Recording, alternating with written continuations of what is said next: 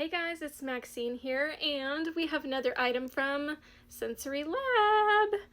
This will be linked down below if you're interested, but let's see what we've got. Look at this gorgeous purple. You can see that it was 3D printed. I like the shape of this. Makes me want to hold it just like this. It's almost like it's holding my hand back. But look at that. The magnets on this are pretty good.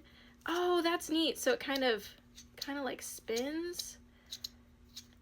I played with these a little bit. I kind of like that windmill effect. That is actually really cool. And I will say the magnets on this one are not quite as strong as the other one that I showed, but I like it for this. It's not too difficult to spin around and play with. Oh, this is actually really fun to do. Oh, I have a feeling this is how I'm going to be fidgeting with it.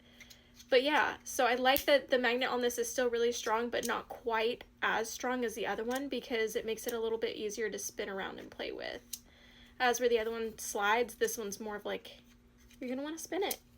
But anyways, I hope you have the best day ever. Bye!